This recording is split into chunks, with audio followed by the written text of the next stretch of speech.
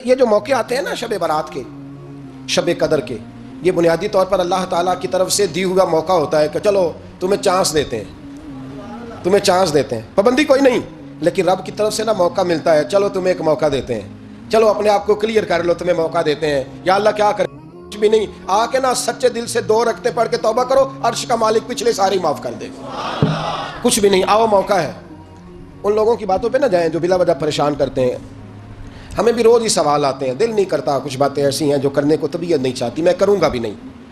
لوگوں کو شب برات کا حوالہ بھی نہیں مل رہا، حالانکہ ترمذی شریف میں حدیث موجود ہے، صحاح ستہ کی روایت ہے، ترمذی میں موجود ہے۔ پہلے کہتے ہیں صحاح ستہ سے دکھاؤ، جب صحاح ستہ سے مل گئی تو اب اور کدھر جانا ہے؟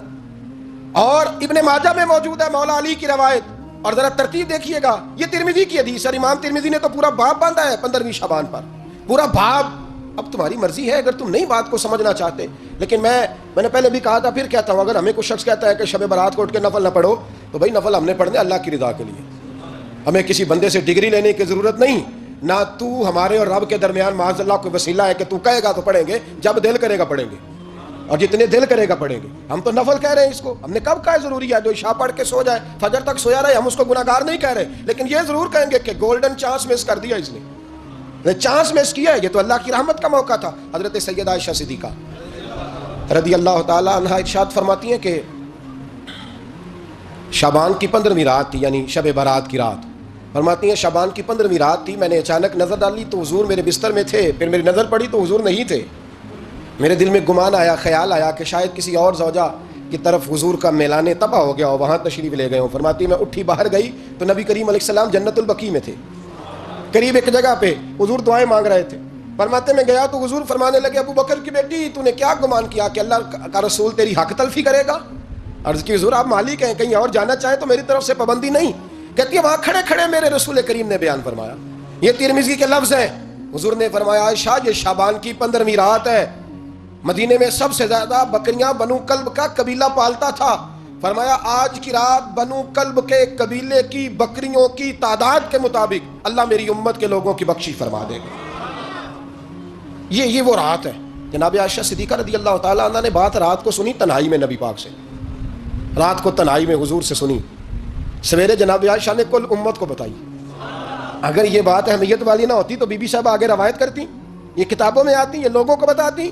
حضرت عائشہ نے روایت کیا، اور مولا علی شیر خدا نے تو کھل کے کہا، ابن ماجہ میں حضرت علی سے پیار کرنے والوں کے لیے الگ عنوان، مولا علی نے کھل کے فرمایا شعبان کی 15ویں رات کو رات عبادت کرنا اور سویرے روزہ رکھنا۔ حضرت علی کا لفظ بائی نہیں سیاستہ میں، رات کو روز عبادت کرنا، دن کو روزہ رکھنا۔ ویسے تو رب کریم ہر روز تہجد کے وقت پہلے آسمان پر نزول اجلال فرماتا ہے اور لوگوں کو فرماتا ہے کوئی بخشش مانگنے والا؟ اور فرمایا ہر روز تہجد کے وقت یہ اعلان ہوتا ہے، پر شب برات کو نا شروع رات سے یہ اعلان شروع ہو جاتا ہے۔ ادھر دیکھو میری طرف، مغرب سے اعلان شروع ہو جائے گا۔ اللہ کرے آپ کو سمجھ آئے، اللہ کرے آپ کو، اور بھائی یہاں بار لوٹ سیل لگ جائے، یہاں ابھی سیل لگ جائے، 5000 والا جوڑا 1500 میں، تو رش ختم ہوگا۔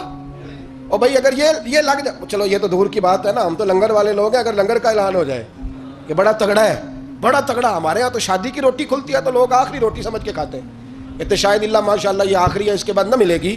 جب اعلان ہوتا ہے اور دعوت ہوتی ہے کہ کھلا ہے جی کھاؤ، کیا حشر ہوتا ہے، کیا انداز ہے۔ مولا علی شیر خدا حدیث روایت کرتے ہیں، رنگ کیا ہے؟ فرمایا باقی راتوں میں نا تھوڑا سا پیکج ہوتا ہے، تھوڑا سا، آخری حصے میں رات کے شب برات کو نا رات چڑھتے ہی اللہ پہلے آسمان پر جو اس کی شان کے لائق ہے نزول جلال فرماتا ہے، اور پہلا جملہ یہ فرماتا ہے کوئی معافی مانگنے والا؟ اللہ کرے آپ کو سمجھ آئے، یعنی معافی دینے والا کہہ رہا ہے چلو آؤ ادھر آؤ، ذرا معافی مانگو، میں معاف کرنے آیا ہوں، مانگو معافی، ہے کوئی معافی مانگنے والا؟ معاف کر دیں گے۔ اور آپ فرماتے ہیں ہے کوئی رزق مانگنے والا؟ وہ جو بڑی درخواستیں دیتے پھرتے ہیں نا مختلف اداروں میں، وہ ایک درخواست نا کل شب برات والی رات بھی دیں۔ اللہ کرے آپ کو سمجھ آئے۔ وہ جو کہتے ہیں نا بڑی بڑی کمپنیوں میں نے اپلیکیشن جمع کرائی ہے تو کہیں کام نہیں بن رہا تو نسخہ دے رہا ہوں، ایک اپلیکیشن کل رات بھی جمع کراؤ، انشاءاللہ کام بن جائے گا۔ اور میں نہیں کہہ رہا، مولا علی شیر خدا فرما رہے ہیں، اور وہ خود نہیں فرما رہے، وہ نبی پاک کا فرمان نقل کر رہے ہیں، اور وہ رسول اللہ صلی اللہ علیہ وسلم کی بات نہیں بیان کر رہے، وہ کہتے ہیں رب فرماتا ہے کوئی روزی مانگنے والا؟ سارے سیٹھوں، نوابوں، جاگیرداروں کے پاس جا جا کے تھک گئے ہو، ایک دن میرے کہنے پر، ایک رات، ایک دیہڑی، ذرا شب برات والی لگا کے تو دیکھو، پر شرط یہ ہے کہ یقین کامل ہو، ارادہ یہ مطلب اللہ معاف کرے آپ نے ناراض نہیں ہونا، لیکن وہ ماحول اس طرح کا ہے کہ شب برات پہ ایک دو ساتھی کو کہا رات کو عبادت کر جی وہ تو ٹھیک ہے پر سویرے چھٹی نہیں، کام کرنا ہے. یعنی رب کہہ رہا ہے کہ تو آ جا شب برات کی رات، جو مانگے گا وہ تجھے، لیکن یہ ادھر نہیں توجہ کر رہا. یہ کہتا ہے سویرے 10 بجے دکان نہ کھلی تو مشکل ہو جائے گی، دفتر نہ گیا تو حالات آپ دیکھیں ذرا. اب جب یقین اس طرح کا ہو تو پھر تو بھائی ساری زندگی اداروں میں درخواستیں دینی ہیں. پھر آپ جیسا آپ کا مزاج ہوگا، اللہ تعالیٰ تو بندے کے گمان کے قریب ہے. تو میرے رسول پاک علیہ السلام نے ہمیں یہ میسج دیا، پیغام دیا، فرمایا اس رات جو اولاد مانگے گا رب اسے بھی عطا فرمائے گا، اس رات جو اللہ سے بخشش مانگے گا اللہ اسے بھی دے گا، اس رات جو رب کریم سے عزت مانگے گا اللہ اسے بھی عطا کرے گا. شارحین نے لکھا اس رات جو رب سے پردہ پوشی مانگے گا اللہ اسے پردہ پوشی بھی عطا کرے گا، جو جنت کا سوالی ہوگا رب اپنے فضل سے عطا فرمائے گا. کوشش فرمائیں. 10 محرم کو ہمارے ہاں لوگ جاتے ہیں قبرستان، وہ کسی حدیث سے ثابت نہیں، میں منع نہیں کر رہا، جائیں 9 محرم کو جائیں، 10 کو جائیں، 11 کو جائیں، 8 کو جائیں، سفر میں جائیں، ربیع الاول میں جائیں، قبرستان میں جب بھی جائیں منع نہیں ہے. لیکن شب برات والی رات تو خود رسول کریم گئے ہیں نا قبرستان. اب جو بات میں نے سمجھانی ہے اس کو سمجھیں. نبی پاک کی والدہ کا مزار نہیں ہے وہاں جنت البقیع میں، حضور کے کو بھائی بہن، حضور کیا کرنے گئے؟ امت کی بخشش کے لیے گئے. شب برات کی رات لالچی نہ بنے کہ صرف میں نے اپنے لیے روزی مانگنی ہے، کل امت کے لیے مانگے رب کریم سے، مانگے اپنے بھائی کے لیے، مانگے اپنی بہن کے لیے، مانگے اپنے بیٹے کے لیے، مانگے اپنی بیٹی کے لیے، مانگے اللہ کریم. یہ مانگنے کی رات ہے. پچھلی راتی رحمت رب دی کرے بلند آوازہ، بخشش منگن واریاں کارن کھلا جے دروازہ. آئیں اللہ کی بارگاہ میں اس رات کو کھل کے دعا مانگیں. قبرستانوں میں نہ کچھ قبریں ایسی ہیں کہ جو بتاتی ہیں کہ سالوں بیت گئے ہیں کوئی آیا نہیں. کچھ قبریں بتاتی ہیں. کچھ بڑے قبرستان بڑے شہروں میں ایسے بھی ہیں کہ جن کا گورکن کہتا ہے کہ مجھے کمیٹی نے کہہ دیا ہے جہاں 4-5 سال کوئی نہ آئے وہاں نئی قبر بنا دیا کرو، وہاں نئی قبر بن جاتی ہے معاذ اللہ. او بھائی کچھ ہیں ایسے، کچھ ہیں. یہ جائیں نا اکبر بادشاہ یہاں لیٹا ہے لاہور میں، تو شعر لکھا ہوا ہے بر مزارے ماں غریباں نے گلے پروانہ سوزز نے صدائے بلبلے. فارسی کا مقولہ لکھا ہے اس کی قبر پہ، کہتا ہے میں وہ غریب ہوں، علم بادشاہ ہے مقبرے میں لیٹا ہے، کہتا ہے میں وہ غریب ہوں کہ نہ یہاں کوئی پروانہ آتا ہے نہ بلبل آ کے گیت گاتی ہے، کوئی آتا ہی نہیں، کوئی فاتحہ نہیں پڑھتا، کوئی فاتحہ نہیں پڑھتا. او بھائی کئی قبریں ایسی ہیں جن پہ سالوں بیت گئے کوئی لوٹا نہیں. اور مشکات میں حدیث ہے میرے نبی کریم علیہ السلام نے فرمایا جو قبر میں ہوتا ہے وہ تو اس آدمی کی طرح ہے جو دریا میں ڈوب رہا ہے اور وہ انتظار کر رہا ہے کہ میرا بیٹا میرے لیے دعا مانگے، میری بیٹی دعا مانگے. پر بیٹے کو تو 27 سال ہو گئے، ملک سے باہر ہے، کاغذ بنے گے تو ابے کی قبر پہ آئے گا نا، اس کے تو کاغذات ہی نہیں مکمل ہو رہے. وہ بیٹے کو تو مشکل ہے بڑی، وہ تو کاغذات نہیں بن رہے، وہ تو دولت کا مطالبہ پورا ہوگا تو جبھی وہ کام ہوگا نا. انتظار ہو رہا ہے قبروں میں میرا بیٹا دعا کرے، میرا بھائی دعا کرے. اور اگر بچہ دفن ہے تو وہ کہتا ہے میری ماں دعا کرے، میرا باپ دعا کرے. کوشش کریں شب برات بعد از مغرب یہ رواج پیدا کریں، یہ رسول اللہ کا طریقہ ہے صلی اللہ علیہ وسلم. قبرستان میں جائیں اور جا کر کے وہاں اللہ تبارک و تعالیٰ سے دعا مانگیں کہ یا اللہ جو اس قبرستان میں لیٹے ہیں وہ بھی، اور جو آج تک کلمہ پڑھنے والے دنیا سے گئے وہ بھی، اور جو قیامت تک جائیں گے وہ بھی، اے اللہ تو سب کی بخشش فرما دے. اللہ کی رحمت کو محدود نہ کریں کہ صرف مجھے بخش دے، اسے کہیں یا اللہ کل کی بخشش فرما. ساری امت کے لیے دعا کریں. شب برات کی رات نفل پڑھیں. ہمارے ہاں محفل ہوتی ہے ہر سال الحمدللہ، بڑے شوق سے بڑا خوبصورت ہم اہتمام کرتے ہیں. لیکن میں اکثر دوستوں سے کہا کرتا ہوں کہ جن کو اکیلے میں نفل پڑھنے میں مزہ آئے وہ اکیلے میں پڑھیں. کتنی کھلی بات کر رہا ہوں، میں پابند نہیں کر رہا کہ آپ یہاں آئیں گے محفل میں آئیں گے ضروری ہے. بھئی آپ کو اکیلے میں مزہ آتا ہے نا، کچھ لوگ تنہائی میں ہو تو دل زیادہ لگتا ہے، وہ تنہائی میں کریں اللہ اللہ کوئی عرض نہیں. لیکن کچھ ایسے ہیں کہ نعت سنتے ہیں تو دل نرم ہوتا ہے، تقریر سنتے ہیں تو دل نرم ہوتا ہے. تو جن کا اس طرح نرم ہوتا ہے وہ مسجد میں آئے بات سنیں. کچھ کو سب کے بیچ بیٹھ کے رونا آتا ہے. حضرت سعدی شرازی فرمایا کرتے تھے کچھ لوگوں کے آنسو مجھے رلا جاتے ہیں. فرماتے ہیں کچھ کی آنکھیں دیکھ کے رو پڑتا ہوں، لہٰذا میں جب بھی ذکر کرتا ہوں محفلوں میں بیٹھ کے کرتا ہوں. تنہائیوں میں مجھ سے نہیں ہوتا، تو جس سے نہیں ہوتا وہ آئے نا، وہ مسجد میں آئے، رات عبادت کریں. کل مغرب سے پہلے کام سمیٹ لیں سارے، اور مغرب کے بعد یہ رات شروع ہوگی، مغرب کے بعد ایک چھٹی کر لو اللہ رسول کے لیے. کر لیں گے انشاءاللہ تعالی ایک چھٹی. اور توبہ کی رات ہے، یہ توبہ کرنی ہے. توبہ کس کو کہتے ہیں؟ توبہ کا معنی ہے پچھلے گناہ پر پچھتانا، شرمسار ہونا. کہتے نہیں اے کاش میں نہ کرتا، اور وہ لفظوں میں نہیں، جملوں میں نہیں، توبہ رٹی رٹائی نہیں. شرمسار ہونا اور آئندہ گناہ نہ کرنے کا پکا ارادہ کرنا، اس کا نام توبہ ہے۔ دیکھیں اللہ تعالیٰ فضل کرے، میں نے پچھلے سال کہا تھا، پھر کہتا ہوں، مسجدوں سے نا شب برات کی رات، شب قدر کی رات چیخوں کی آوازیں آتی ہیں، لوگ اتنا روتے ہیں نا، رونا چاہیے، کم روتے ہیں، زیادہ رونا چاہیے، لیکن سوال یہ ہے کہ اتنا زیادہ لوگ شب برات کی رات روتے ہیں، کیا پھر سویرے بددیانتی ختم ہو جاتی ہے؟ جو رات مسجد میں کھل کے رو کے آیا ہے اس کا پروگرام ہے نا کہ اب ملاوٹ کبھی نہیں کرے گا، اب گاہکوں سے جھوٹ کبھی نہیں بولے گا، اب وہ بددیانتی کا معاملہ کبھی نہیں کرے گا، لیکن رات روتا بھی رہے اور سویرے پروگرام یہ ہو کہ میں نے پھر لوگوں کو فریب دینا ہے، داؤ لگانا ہے، تو اس نے توبہ کیا رات کے یہاں بس یہ ایکٹنگ کر کے لوٹ آیا ہے، یعنی بڑی سجا بنا کر کے سوار کر کے رات توبہ کی۔ کیا مطلب ہے توبہ کا؟ کہ توبہ آپ نے کی۔ حضرت حسن بصری سے کسی نے کہا توبہ کیا ہے؟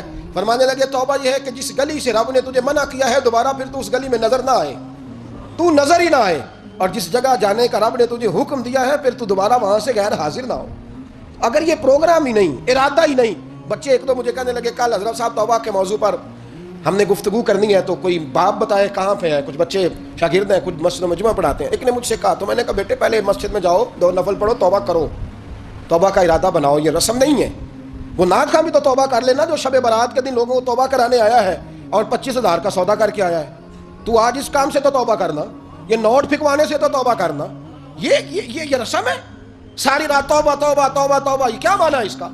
کیا مطلب کریں؟ امام غزالی فرماتے ہیں کہ ایک آدمی بادشاہ کا گارڈ تھا، سپاہی تھا، اس کا پہرے دار تھا، نگرانی کرتا تھا، بڑی وفاداری سے نوکری کرتا رہا، بادشاہ نے اسے تنخواہ کے علاوہ بھی بڑا نوازا، اسے بادشاہ نے بڑے الاؤنسز دیے، بادشاہ نے بڑا کچھ دیا، مکان دیا۔ کچھ سالوں کے بعد بادشاہ کو پتا چلا کہ یہ میرے لیے نہیں آتا تھا، اس کی تو میری کنیز پر نظر تھی، اس نے تو رات کی ڈیوٹی اس لیے لگوائی تھی کہ کنیز پر نظر تھی۔ تو امام فرماتے ہیں کہ بتاؤ پھر وہ بادشاہ اس کے ساتھ کیا سلوک کرے گا؟ وہ کیا سلوک کرے گا؟ تو لوگ کہنے لگے حضور لگتا یہ ہے کہ وہ نا 4-5 حصوں میں کاٹ کے تو کتوں کے آگے پھینکے گا۔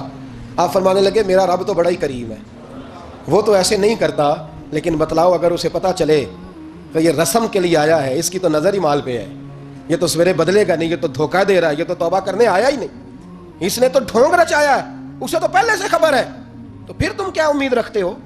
پھر کیا رویہ رکھتے ہو؟ شب برات کی رات دھاڑے مار مار کے رونا اور صبح اسی طرح دھوکہ دینا، اسی طرح فریب کرنا، اسی طرح جھوٹ بولنا، اسی طرح بددیانتی کرنا، اسی طرح لوگوں کو لوٹنا، تو یہ رسم نہیں ہے توبہ۔ توبہ تو بدل جانے کا نام ہے، توبہ تو پھر سنور جانے کا نام ہے۔ توبہ تو اس طرح ہے جس طرح حضرت ابراہیم ابن ادھم نے کی تھی، وقت کے بادشاہ تھے بادشاہ، جب توبہ کی تو پھر ہر چیز چھوڑ دی، پھر مال لوگوں میں بانٹ دیا اور پھر ٹاٹ کا لباس پہن کر زندگی گزاری۔ لوگوں نے کہا حضور یہ تبدیلی ہے، فرمایا تبدیلی نہیں، یہ میری توبہ ہے، یہ میری توبہ ہے۔ جب توبہ کی تو پھر بدل کے کی، جب توبہ کی تو پھر تبدیل کیا آپ نے۔ یہ کیا توبہ ہوئی؟ ساری رات روتے رہے، سویرے دکان پہ جا کے پھر قسم اٹھائی کہ مجھے تو پڑتا ہی 11,000 کا ہے، یہ توبہ ہے؟ تو آپ نے اور میں نے توبہ کرنی ہے تو انشاءاللہ تعالیٰ اس طرح کرنی ہے کہ پھر 15ویں شعبان کو بدل جائے۔ اور مجھے پتا کیوں یہ شب برات کیا لگتا ہے، مجھے کبھی کبھی یوں لگتا ہے کہ رب فرماتا ہے کہ رمضان سے 15 دن پہلے ہی پکی سچی توبہ کر لے، تیاری کر، پاک صاف ہو جا، تاکہ جب رمضان آئے نا تو پھر تجھے پاک ہونے کی ضرورت نہ پڑے، بس پھر تو آتا جائے اور میں تیرے اوپر رحمت نچھاور کرتا جاؤں۔ بس تو پہلے ہی تیاری کر، 15 دن پہلے ہی، 14 دن پہلے تیار ہو جا۔ کل رات اپنے آپ کو ذہنی طور پر تیار کریں، بچوں کو تیار کریں، گھروں کو تیار کریں۔ اب جب مہمان آتے ہیں نا بڑا کچھ کرتے ہیں، شب برات آئے تو مصلی ایک دفعہ دھویا کریں، ایک دفعہ مصلی دھویا کریں۔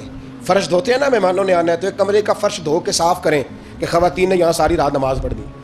یہ ارادے بنائیں، جس طرح آپ کہتے ہیں نا رات کو سفر کرنا ہے تو دوپہر میں تھوڑا آرام نہ کر لوں تو کل دوپہر میں آرام کر لیں، تاکہ رات کو رب رب کرنا آسان ہو جائے، اللہ کی بارگاہ میں بیٹھنا آسان ہو جائے۔ مکمل طور پر ذہنی طور پر اپنے آپ کو تیار کریں۔ یہاں بھی محفل ہوگی انشاءاللہ، عشاء کے متصل بعد شروع ہو جائے گی، 12 بجے تک محفل چلے گی، پھر 12 بجے کے بعد نماز تسبیح پڑھی جائے گی، پھر 1 بجے پھر دوبارہ آپ کو اجازت دی جائے گی، کوئی انفرادی طور پر گھنٹہ سوا اپنی الگ سے کوئی عبادت کرنا چاہے تو وہ تب بھی ممکن ہو، جیسے آپ کو موقع بنے۔ میں کہہ چکا ہوں، لیکن وقت ضائع نہ کرنا، گولڈن چانس ہے، اس کو مس نہ کرنا، یہ شب نجات ہے، اس کے ضرور قریب جانا۔ رب کریم سمجھنے کی توفیق عطا فرمائے۔ آخر دعوانا ان الحمدللہ رب العالمین۔